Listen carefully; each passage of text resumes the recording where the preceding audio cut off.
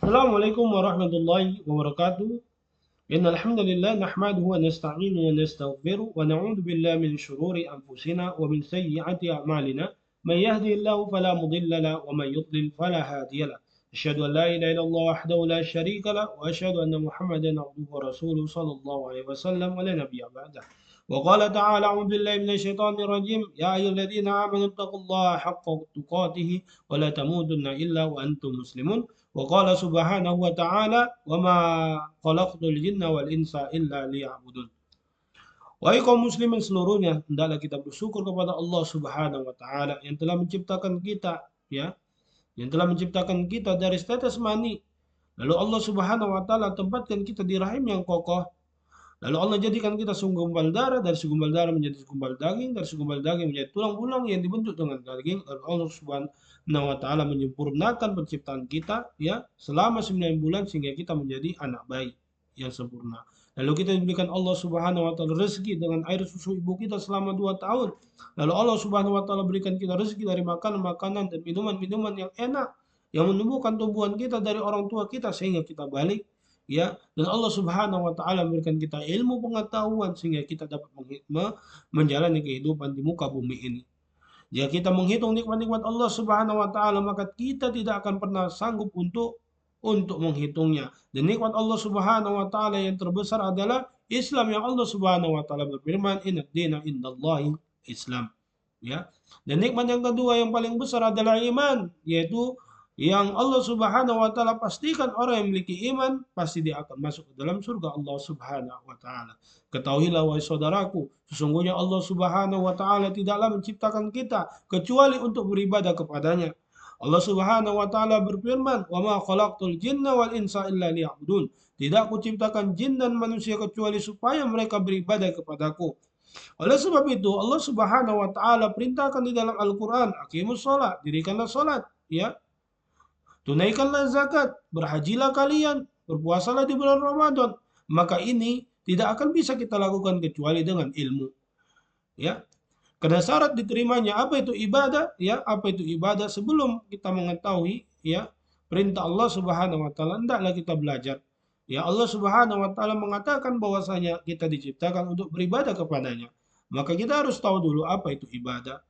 Ya, ibadah adalah ismun jami' li kulli ma yuhibbullah wa yarda min al-aqwali wa amali adh-dhahir wal batinah. Ibadah adalah semua nama yang Allah cintai dan ridhoi, baik dari perkataan-perkataan ataupun perbuatan-perbuatan yang terlihat maupun yang tersembunyi. Ya.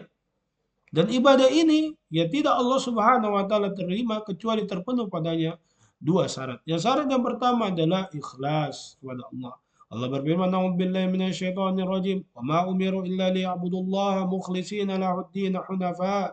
Di dalam mereka itu orang-orang kafir, orang-orang musyrik dan termasuk kita di dalamnya, ya. Wa ma umiru illa liya'budullaha kecuali untuk beribadah kepada Allah Subhanahu wa taala mukhlishina lahud-din hunafa, yaitu ya menegakkan agama yang ikhlas hanya kepada Allah, itu memberikan ibadah hanya kepada Allah Subhanahu wa taala semata.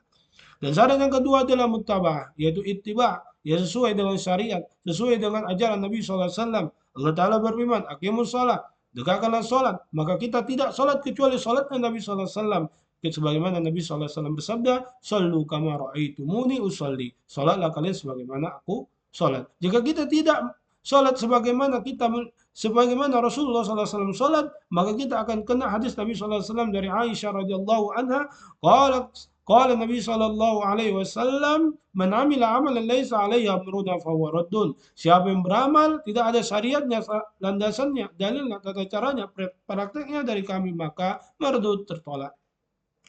Oleh sebab itu hendaklah kita mempelajari ya akidah ya agar kita bisa ikhlas kepada Allah Subhanahu wa taala. Dan yang kedua kita mempelajari syariat Allah Subhanahu wa taala yang dikumpulkan di dalam kitab fikih, yaitu beda dengan salah satu kitab yang paling ringkas ya Bidayatul Mutafaqih, yaitu permulaan orang-orang yang memahami ilmu fikih yang diurutkan ya dan ditulis oleh Syekh Wahid bin Abdul Salam Bali.